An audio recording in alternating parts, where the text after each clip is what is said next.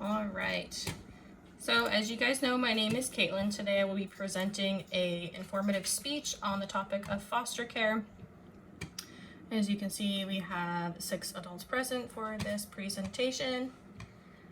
And we'll go ahead and get started. So I want you to go ahead and close your eyes and imagine this. You're at home watching your favorite television series when a commercial break comes on with the dreaded 2 to 3 minutes of advertisements. You sit through the advertisements and promotional material, and you sit and wait what seems like an eternity. And go ahead and open your eyes. And would you believe that within that amount of time that the commercial break went through, that another child has entered the foster care system? So according to Girton 2022, in the year 2020, a child entered foster care every 150 seconds in the United States. So again, my central idea for this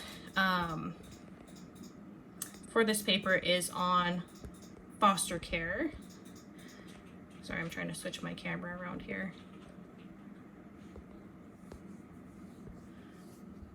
It's not wanting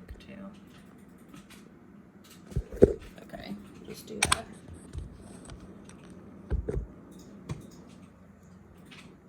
Okay, so foster care is an ever-growing system and is in need of continued community support.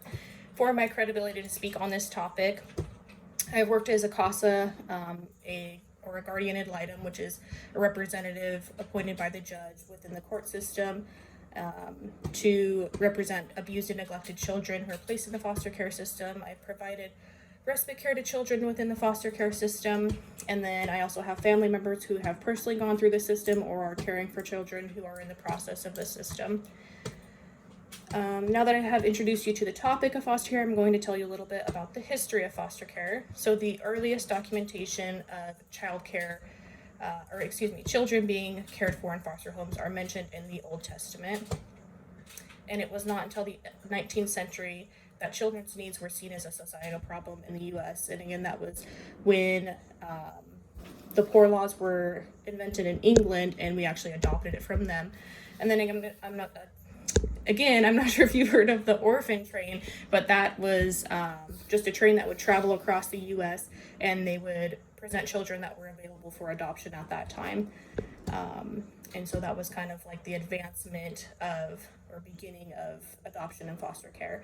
And it wasn't until the 1900s that the U.S. government was given the state authority to remove children for abuse and neglect. Prior to that, they basically just saw it as the children were placed and they were just satisfied that they were in a home rather than out on the streets or whatnot. So they really did not care to hear about the reports of abuse or neglect. So they were not able to remove until then. And in the year 1980, the Adoption Assistance and Child Welfare Act was established, which solidified federal funding. So again, before then, it was just based on people just donating their time without any funding available.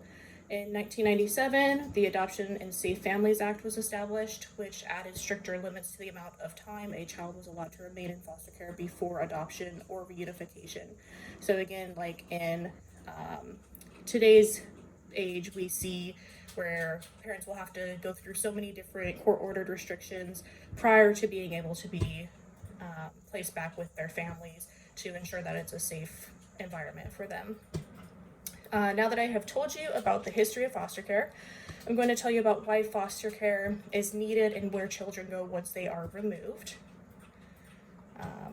So the reasons that children come into foster care, there's a multitude of different reasons. So it could be either to neglect or abuse, which are the two most common, and along kind of coinciding with those, it could be drug addiction, incarceration, illness, death, or even voluntary placement.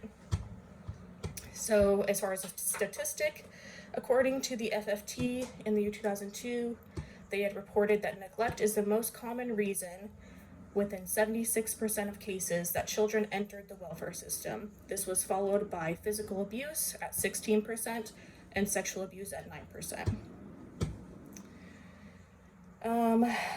So for the different types of placements, there's different types of foster care homes that are available, where it can be children, both boys and girls, individual children, sibling groups, which they try to keep them together.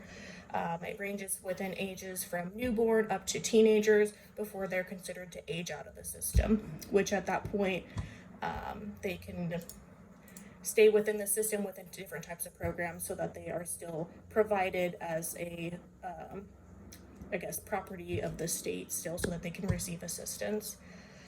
There's also different types of placements with traditional foster care placement, medical foster care for children with medical needs, elevated needs foster care, which can be, again, medical or mental health needs, relative or kinship placements, which is family, and then respite or temporary. So if there is an emergency type of situation, that's where those type of placements come in.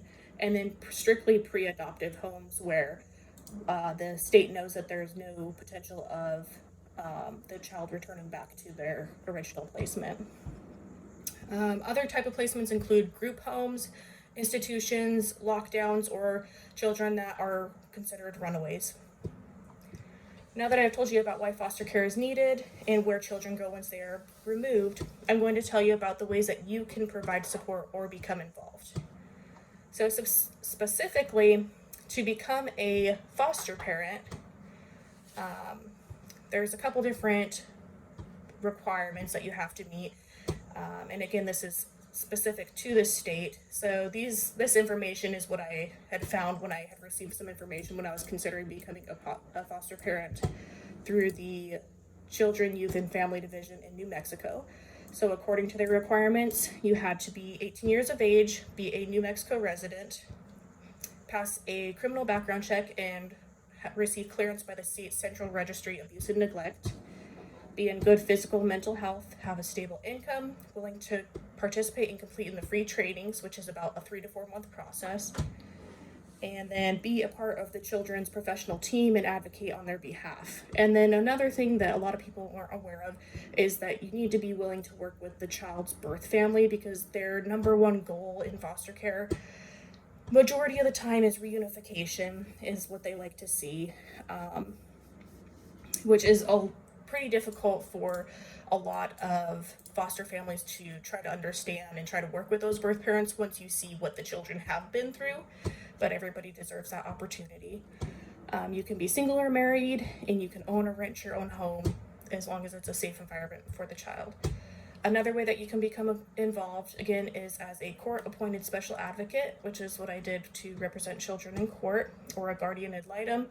So it's a volunteer to advocate for the best interests of children who have experienced abuse or neglect. And the requirements to become a CASA, again, each state has different requirements. These are for the Missouri state requirements, and that includes to do a pre-service screening and training, application, background check, interview, and then 30 hours of training. You must also be 21 years or older and be committed to 10 to 15 hours a month on advocating for children, and have flexibility to attend court proceedings, and then gather necessary information for the case, which is meeting with the child's daycare providers, their teachers, doctors, just again, anywhere that you can gather information on the case. Other ways that you can provide care is through community support. So this includes donating supplies, raising funds. You can make a GoFundMe to present that. I know some people have on Facebook where you can raise funds for your birthday towards a mission, or somewhere where you would like to, again, just raise funds for something specific, or make monetary donations, or even just educating or advocating for abused and neglected children or foster care. You can also provide respite care, which is the physical care of these children, becoming a mentor for a teen, such as in school settings, or become a foster grandparent. Now that I have told you about ways to provide support or become involved, I'm going to review and conclude the information I presented about the foster care system.